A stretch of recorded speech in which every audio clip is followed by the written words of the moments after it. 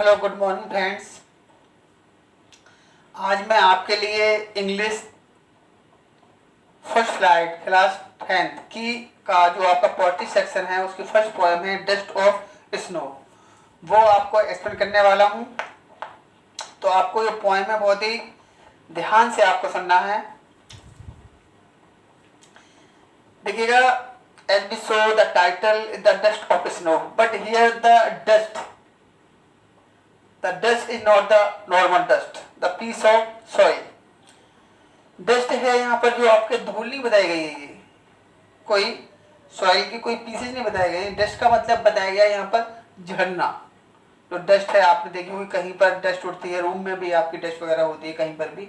तो यहाँ पर है झरना ऑफ स्नो, यानी बर्फ के पीसों का झड़ जाना। आपके पोएट हैं रॉबर्ट फ्रॉस्ट हैं, बहुत अच्छे पोएट हैं। आपकी फर्स्ट आपकी लाइन है the way hero shook down on me the dust of snow from a hemlock tree. Actually, one day the poet was very sad. The reason are not mentioned here, but anyway, the poet was very sad and he wanted to spend his full day in the regret, in the sadness. तो जो poet होता है वो काफ़ी sad होता है और full day के लिए उसका मूड होता है वो ख़राब हो जाता है और उसे ऐसा लगता है पूरा डे मेरा है आज तो पूरा सैडनेस में जाएगा, रिग्रेट में ही जाएगा। हो सकता है उससे कोई मिस्टेक हो गई हो, he made any mistakes, that's why he wanted to spend his day in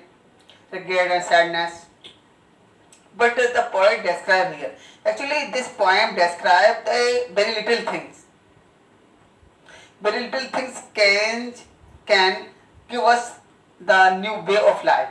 give us a new hope. A little things can change our mood. A little things can give us happiness.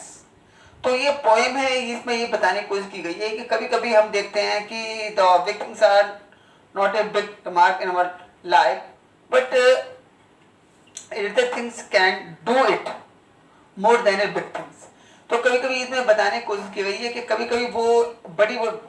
बड़ी चीज़ें हैं या बड़े बड़े लोग हैं वो हमारी लाइफ में ऐसा कुछ चेंजमेंट नहीं कर पाते हैं।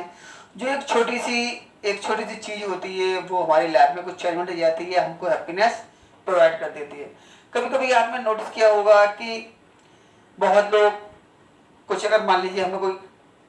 टेंशन हो गई है, किसी से हमारा झगड़ा वगैरह हो गया या कोई हमसे हमारा जो कोई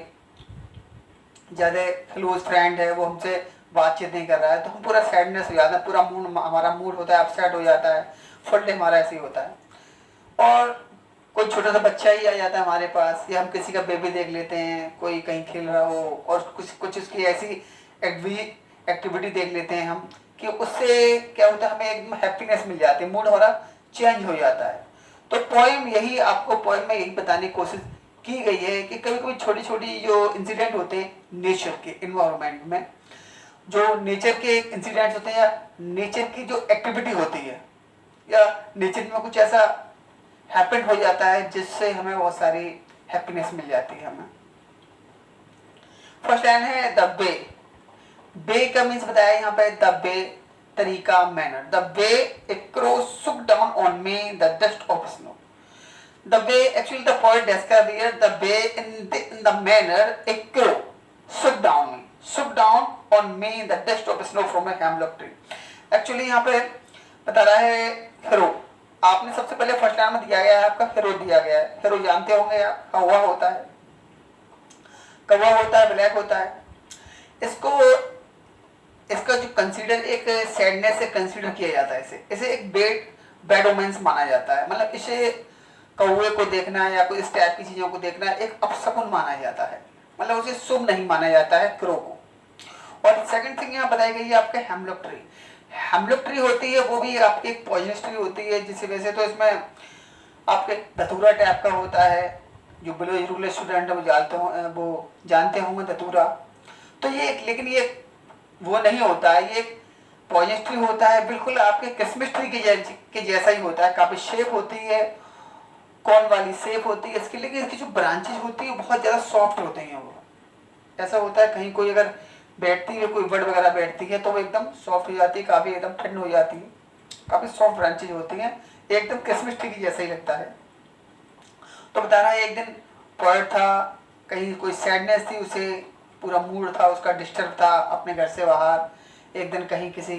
गार्डन में या घर से आउटसाइड में, अपने हाउस से आउटसाइड में आता है, कहीं वॉकिंग के लिए आ सकता है या ऐसे ही आता है घूमने के लिए आ जाता है, और अंडर ए ट्री वो एक पेड़ के नीचे जाके खड़ा हो जाता है या पेड़ के पास से पास हो रहा होता है, गुजर रहा होता है। तभी वहां पर एक खरगोश बैठा हुआ होता है, या कहीं से आप मान लीजिए उड़ के आ जाता है या बैठा हुआ होता है, वो अपने विंग्स को फ्लैपिंग करता है, फ्लैटरिंग करता है, या विंग्स को हिलाता है, फड़फड़ाता है, या हो सकता है कहीं से आगे पोच करता है, कहीं पर आगे अचानक बैठ जाता है, या बैठा हुआ ही होता है, अपने कुछ मूवमेंट करता है वो। तो बता रहे हैं the way a crow shook down on मी, इस तरीके से एक क्रो ने, इस वे से एक क्रो ने मेरे ऊपर हिला दिया, मेरे ऊपर यहाँ पे झाड़ दिया। सुक डाउन ऑन मी का मतलब मेरे ऊपर हिला दिया, मेरे ऊपर झाड़ दिया। The dust of snow from a hemlock tree, एक हेमलॉक ट्री से, हेमलॉक ट्री भी है कभी एक सैडनेस, जैसे कि हम बताया गया पॉजिटिव ट्री है,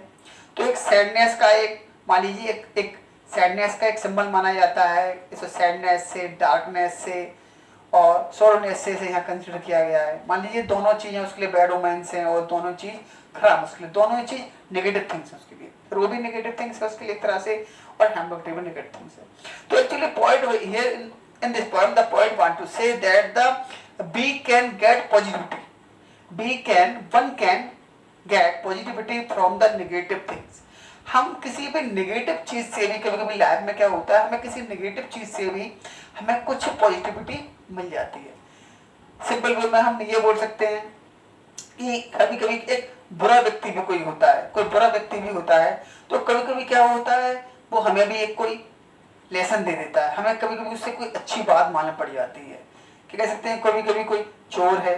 तो कभी कभी वो भी कुछ ऐसा बोल देता है कि बहुत सच बात बोल देता है, या कुछ ऐसी, या कोई छोटा बच्चा ही मान लीजिए, छोटा बच्चा है कभी कभी, या आप लोग हैं या आपकी फैमिली में है या कहीं कोई भी है, या मान लीजिए अभी आप क्लास 10th के स्टूडेंट हैं, आपका कोई LKG UKG या फर्स्ट क्लास के स्टूडेंट आ गया, और अभी मान लीजिए आपने कोई ट्रॉफी वगैरह खाई और आपने रेफर वहीं आपको ने गैलरी में वहीं थ्रो कर दिया, डस्टबिन यूज नहीं किया आपने, तो छोटा बच्चा आगे फर्स्ट क्लास का आपसे बोल देता है कि नहीं दीदी या भैया ये रेफर आप डस्टबिन में डाल दीजिएगा। तो कभी कभी क्या होता है हमें उससे एक लेसन मिल जाता है, हमें कुछ एक गुड थिंग्स मिल जाती है, उससे हमें एक सबक मिल जाता है, या हमें एक पॉजिटिव थिंग्स मिल जाती है, जिससे मूड ही हमारा हैप्पी हो जाता है, हमारे अंदर से कुछ कमियां होती हैं या जो सैडनेस होती है वो निकल जाती है। तो बता रहे हैं द वे एक हीरो सुक down on me the dust of snow from hemlock tree, जिस तरीके से जिस वजह से एक हीरो ने मेरे ऊपर एक हेमलॉक ट्री से डस्ट को स्नो कर दिया, सुक डाउन कर दिया। एक जो डस्ट थी, मान लीजिए विंटर सीजन रहा होगा, आपने देखा होगा विंटर सीजन में आपके जो कोल्ड एरियाज हैं यहाँ पर बारिश ज़्यादा होती है, आइस फॉलिंग होती है, वहाँ बर्फ़ में जैसे आपका जम्मू कश्मीर है, हिमाचल है, शिमला वगैरह है, इस टाइप से बर्फ़ में वहाँ पर वो जो आपकी आइस फॉलिंग होती है, जो आपके ट्री लीव्स पे ब्रांचेस में काफ़ी जम जाती है, काफ़ी गिर पड़ती है। तो फिर वो वहाँ बैठा हुआ होगा या आकर बैठा है, तो उसने इस तरीके से उसने कुछ मूवमेंट करता है, या उसने अब जानबूझ के तो वो गिराएगा नहीं कि रो के कोई पर्सन आ रहा है तो उसको बर्फ़ गिरा दूँ मैं, ऐसा तो कुछ इसमें पॉइंट में मेंशन नहीं किया गया है। तो उसने कुछ एक्टिविटी की, कुछ मूवमेंट की है, या उसने विंग्स को अपना फ्लैपिंग किया, तो इस टाइप से कुछ डस्ट ऑफ स्नो, कुछ जो बर्फ के आइस के जो आर्टिकल्स थे, जो पीसेस थे या स्नो थी जो, वो पोएट के ऊपर गिरा देता है, वो झाड़ देता है। हैज गिवन माई हार्ट, और बता रहा है जो उस तरीके से उसने जो उसकी ये एक्टिविटी है, जो उस कोरोना ये एक्टिविटी की है, जिस टाइप से उसने जो स्नो को सुक डाउन किया, उसके ऊपर झाड़ा है, गिरा दिया है। हैज गिवन माई हार्ट, इसने उसकी इस वे ने, उसकी इस एक्टिविटी ने, हैज गिवन माई हार्ट, मेरे हृदय को दे दिया है, मेरे हृदय को एक दिया है। क्या दिया है मेरे हृदय में? क्या एक चेंजमेंट दे दिया है, एक चेंज ऑफ मूड, मेरे मन में एक चेंज ऑफ मूड, मेरा मूड पूरा चेंज कर दिया, एक इस टाइप की पॉजिटिविटी दे दी है, एक इस टाइप की गुड फीलिंग्स दे दी है, एक हैप्पी फीलिंग्स दे दी है, चेंज ऑफ मूड के मेरा मूड होता है पूरा चेंज हो जाता है। मैं जो सैडनेस थी मेरे अंदर, जो एक रूडनेस थी या एक रिग्रेटनेस थी मेरे अंदर, एक मुझे रिग्रेटनेस हो रही थी किसी बात को लेकर, मुझे काफ़ी रिग्रेट फील हो रहा था या सैडनेस फील हो रहा था या जो सैड फीलिंग्स मेरे अंदर आ रही थी, तो उस by the activity of the crow change this negativity into the positivity या change my sadness into the happiness. तो बता रहा है जो क्रो की जो एक्टिविटी है, the activity of the crow change this sadness into the happiness. उसने मुझे मेरे हेड को एक गुड फीलिंग्स दे दी है, एक चेंजमेंट दे दिया है और मेरा मूड था वो सैडनेस से कन्वर्ट होकर हैप्पीनेस में चेंज हो जाता है। And saved some part of a day, और some part of a day, दिन का कुछ भाग, हो सकता है सुबह का टाइम नहीं हो, आफ्टरनून टाइम हो, नून का टाइम हो, दोपहर का टाइम हो या और उसके बाद का टाइम हो, तो बता रहा some part of a day, जो दिन में पूरा आई हैड रिव्ड, रिव्ड का मतलब है यहाँ पे हेल्ड इन रिग्रेट, पश्चाताप करना या दुख में ही बने रहना या live in the sad condition या sadness condition, live in the sadness कह सकते हैं, कि जो उसको उसने मन में कुछ इस तरह की फीलिंग आ रही थी कि नहीं आज का पूरा दिन तो मेरा, कभी कभी आप देखो आपका मूड पूरा पूरा किसी बात को लेकर पूरा डिस्टर्ब हो जाता है, पूरे दिन आप खाना नहीं खाते हैं, कुछ बच्चे होते हैं पूरे दिन खाना नहीं खाते हैं, किसी बात को पेरेंट्स की बात हो जाती है, फ्रेंड्स की बात हो जाती है, या भाई बहन में कभी कभी छोटा मोटा ऐसे फैमिली वाला झगड़ा हो जाता है, भाई बहन वाला प्यार वाला झगड़ा, तो क्या होता है पूरा पूरा मूड, कभी कभी हमें पूरा मूड हमारा डिस्टर्ब हो जाता है, हम खाना नहीं खाते हैं, पर मम्मी आएंगी हमको मनाएंगी बेटा खाना खा लो, नहीं फिर भी हम गुस्सा करते हैं। तो बता रहा है र्यूट का मतलब है यहाँ पे कि उसी सैडनेस में स्पेंड करना, उसी रिग्रेटनेस में पूरा दिन को व्यतीत करना बता रहा है। तो उस रोग की एक्टिविटी ने जो मेरे मन में जो मेरा मूड एक चेंज कर दिया था, मुझे सैडनेस से बाहर निकाल दिया था, तो उससे मैंने अपना सब पार्ट ऑफ ए डे, मैंने दिन का कुछ हिस्सा,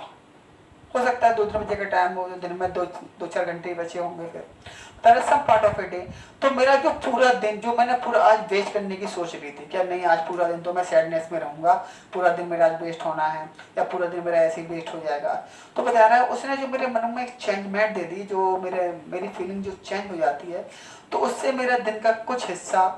बर्बाद होने से, वेस्ट होने से बच जाता है, जो मैं पूरा ही वेस्ट करने वाला था, जो पूरा दिन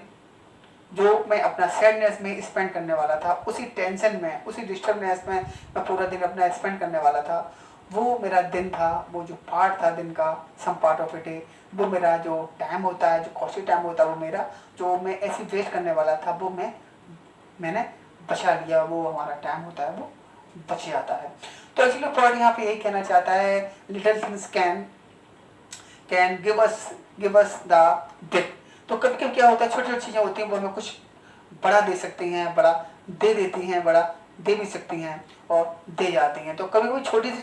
चीज़ को कभी बता रहे हैं, अब यहाँ पे ये पॉइंट ये बता रहा है कभी छोटी चीज़ को हमें निगलेक्ट नहीं करना चाहिए, या यहाँ से उसे जो हैप्पीनेस मिली है उसे ऐसे नहीं किसी गुड थिंग से मिली हो, उसने दोनों एग्जाम्पल दिए हैं क्रो और हैमलेट के, उसे इन जो हैप्पीनेस है उसे दोनों ही नेगेटिव चीज़ों से मिली है, जिनको बैड ओमेंस माना जाता है, जिसे अपशकुन की तरह देखा जाता है या जिसको अच्छा नहीं समझा जाता है, उसे अच्छी चीज उन बुरी चीजों से मिली है जिनको बुरा समझा जाता है, जिसको एक बैड कंसीडर किया जाता है, तो क्या उसे नेगेटिव कंसीडर किया जाता है। तो बता रहा है उसे जो पॉजिटिविटी मिली है या जो उसे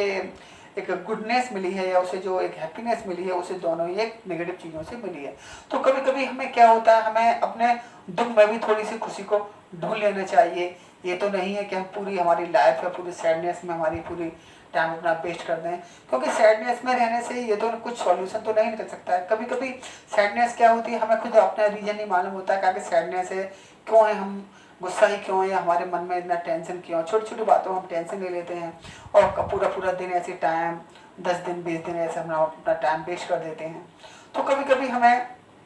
उन छोटी चीज़ों में हैप्पीनेस को ढूंढना चाहिए, हमें इस नेचर की लाइफ में जाना चाहिए, तो हमें बहुत सारी हमारी सैडनेस डिस्ट्रेसनेस हमारी दूर हो जाती है। तो ये आपकी फर्स्ट पॉइंट हो गई है। नेक्स्ट वीडियो में आपको मैं फायर एंड आइस आपको एक्सप्लेन करूँगा। तब के लिए थैंक यू।